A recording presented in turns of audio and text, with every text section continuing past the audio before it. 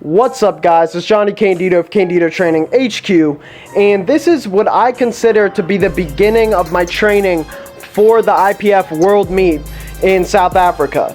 And the reason why I consider that is because right before this workout, I saw the list of nominations for my division, 83 kilogram junior division.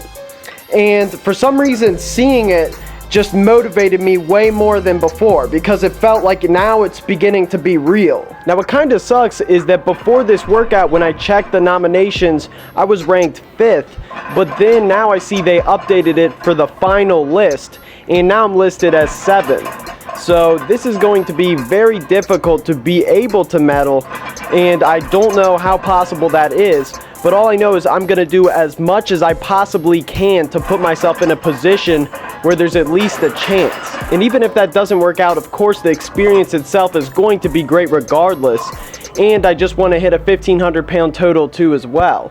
So if I hit that, things don't work out, I'll still be satisfied with myself just knowing I put everything I could into it. And of course it should not come as a surprise to me that the competition is going to be that difficult. As anyone in powerlifting knows, the IPF has extremely talented lifters across the board, especially within these big international competitions. If you're a drug tested lifter, there's really no other place which has better competition than the IPF. The timing couldn't have been more perfect for this extra motivation because for this workout, it's not really that exciting necessarily.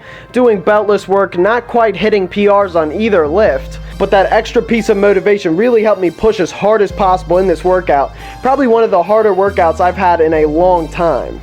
Regarding my squats, I'm definitely working on a big weakness here by training without a belt and training in that slightly lower rep range. I've hit 3 sets of 5 in this workout because I was able to do 405 Olympic without a belt for 10 reps, as you saw on one of my videos recently, and that was pretty easy.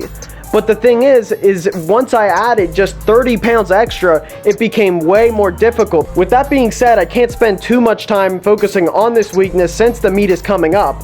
So the progression that's occurred with this training cycle is I actually did Olympic squats beltless for the first 2 weeks. On this 3rd week, I'm going to keep it beltless hybrid squats, which is a wider stance but still with a high bar position. And then for the 4th and 5th week, I'm still going to squat high bar, but then with a belt. And after this training cycle, then I'm going to move on completely to low bar squats leading up to the meet. Now for the deadlifts, for some reason, I was pretty exhausted going into this, and it was just kind of feeling really heavy. But I cranked out 6 reps of the first set of 480, and that just felt really good. My form held up pretty well, despite the amount of energy I had to put into it. However, what was interesting is after that first set, the next set, for some reason, I only got 1 up, and then the next rep just didn't even come up.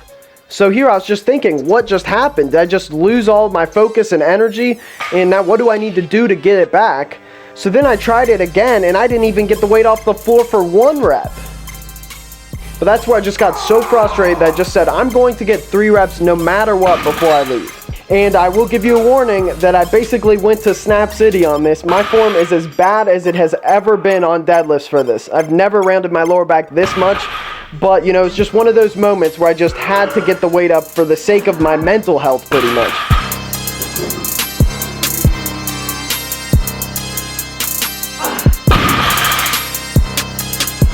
Okay, after conventional deadlifts, this was actually really interesting. I did sumo deadlifts like I normally do, but I actually decided to work up to a slightly heavier weight than I normally handle. I've been doing 315 just for 3 sets of 12 recently, but this time I actually worked my way up to 405 for 8, and it felt pretty easy. I was very surprised by this. So I'm actually considering switching to sumo, or at least giving it a shot with heavy weights and just seeing what happens.